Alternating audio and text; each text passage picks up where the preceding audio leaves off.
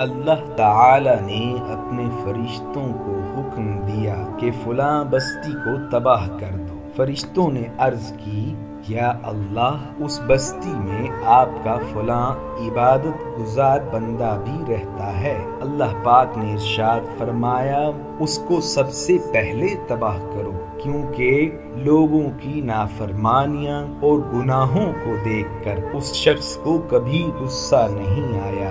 اس نے ان کے گناہوں کو کبھی برا نہ جانا، ان کے گناہوں پہ اسے کبھی ملال نہ ہوا، اس نے ان کو گناہوں سے کبھی نہ روکا، سو اس شخص کو سب سے پہلے ہلاک کرو۔ کچھ ایسا ہی واقعہ حضرت یوشع بن نون علیہ السلام کے ساتھ پیش آیا۔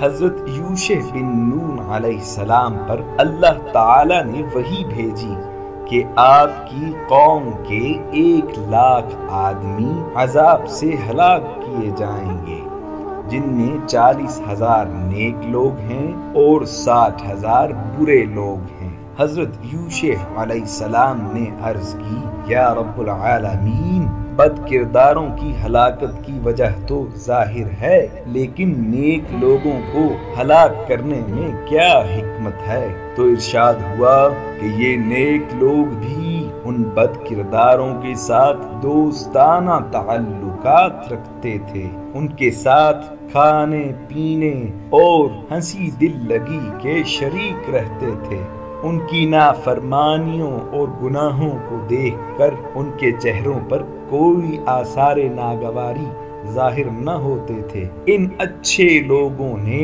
بروں کو ان کے گناہوں سے کبھی نہ روکا، سو یہ اچھے لوگ بھی ہلاکت کے مستحق ہیں۔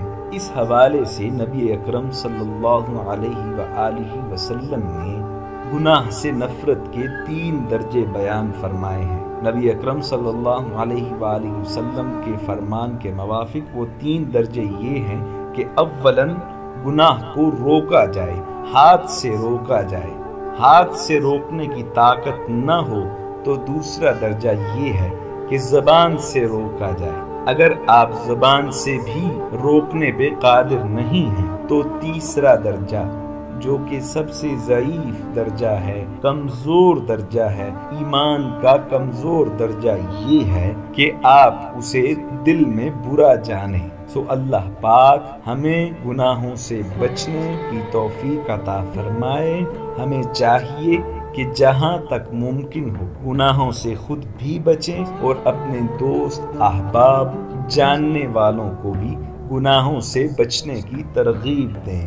ان واقعات سے ہمیں یہ بھی سبق حاصل ہوتا ہے کہ نیک لوگوں کی صحبت آپ کے لیے فائدہ مند ہے اور برے لوگوں کے گناہوں کی نحوست ان کے ساتھ بیٹھنے والوں کو بھی لے ڈوبتی ہے۔ سو اللہ پاک ہمیں اعمال صالحہ کرنے کی توفیق عطا فرمائے اور نیک لوگوں کی صحبت اختیار کرنے کی توفیق عطا فرمائے۔